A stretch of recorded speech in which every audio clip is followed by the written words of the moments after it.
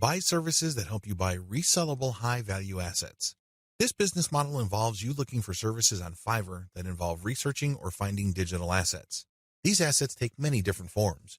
There are people on Fiverr that use all sorts of sophisticated software to quickly find domain names. You can then buy these services to get a list of those domain names that you could possibly buy.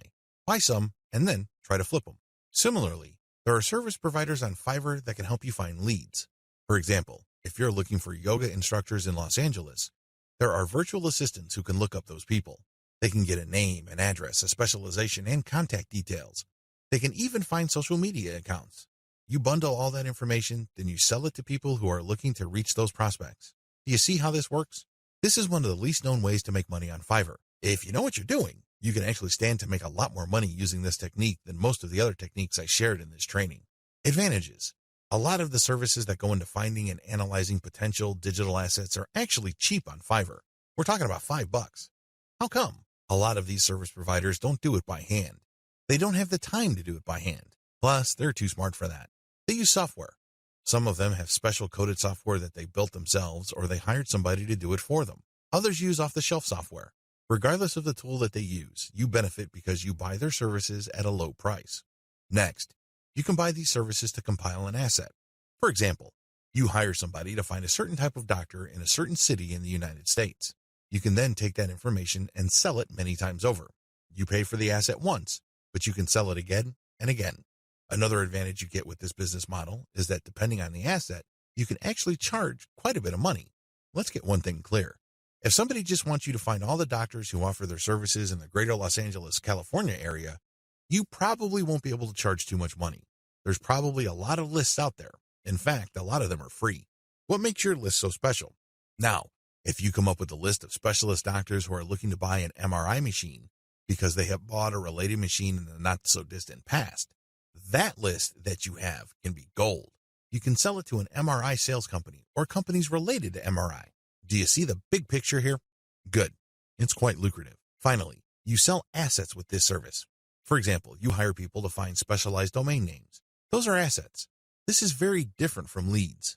Leads are those who can resell many times over, but are not assets. Disadvantages. The big drawback to this is the fact that it costs money up front.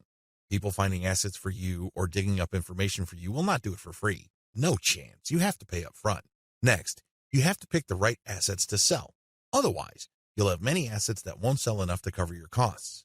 Again, going back to the doctor example, you might think that people will pay good money for a pure list of doctors from a specific geographic area. Think again. Those lead lists are probably all over the place. Why should they pay you money? You have to find specialized information. The same applies to domain names. You have to pick the right type of domain name that has existing demand. Otherwise, people are not going to pay that much money for it, assuming they buy it at all. The next disadvantage is that reselling domains means buying the service to find it, analyze it, and then spending more money to buy the domain. In other words, you're paying many times over. Wait, it doesn't stop there. Just because you bought the domain doesn't necessarily mean that you can automatically flip it. A lot of times, people who buy digital assets like domains have to hang on to it for several months or even several years for it to be worth quite a bit of money. There's a lot of opportunity costs involved. This is not a slam dunk. Finally, if you're using Fiverr services to find data that you can turn around and sell, please understand that you just can't advertise online and people would line up to buy that data. Chances are high that you have to do direct outreach. This may mean that you would have to hire a virtual assistant to research businesses that may be interested in the data that you're selling and reach out to them. If you are extra proactive, you might want to hire call centers in places like the Philippines and India who do outbound sales. Basically, you'll just give them a pitch and phone numbers to call, and they'll take care of everything else. Usually, when an actual human being makes the outreach and gets a voice-to-voice connection, your chances of unloading your digital assets go up quite a bit. You're also able to charge a lot more money, but again, this is not a slam dunk. You have to have data assets that people would actually want to buy. It's anybody's guess if you have those kinds of assets, so you need to do your research first. Step-by-step directions. Step number 1, decide on what resellable asset you want to specialize in. Step number 2, formulate tightly defined research and production steps. This is extremely important. You cannot let your Fiverr freelancer do creative thinking for you. They work best when you have a preset list of decisions and analytical points for them to follow. They just need to go step by step to get the desired result. The less surprises, uncertainties, and discretion involved in the process, the better. Step number 3, contact top-notch researchers on Fiverr. Basically, you look for the type of services that are required to find this type of information or asset. The next thing is to look at the different researchers available. Look at their ranking, testimonials, and what people say about them. At this point, it's not a good idea to go cheap. Don't look for the lowest price service provider. Instead, look for somebody who is worth the money. Sure, you may pay a little bit more. However, if your results are solid and you have a high chance of reselling that data or finding the right asset, then you have struck gold. Step number 4, get the asset compiled. I'm talking primarily about data assets here. Step number 5, reach out and sell. This is the most important part. Seriously, the previous 4 steps are nothing compared to this step. If you get this right, you will make quite a bit of money. If you get this wrong, you're going to be sitting on an asset that is practically worthless. It only has potential value, but that's the best you can hope for.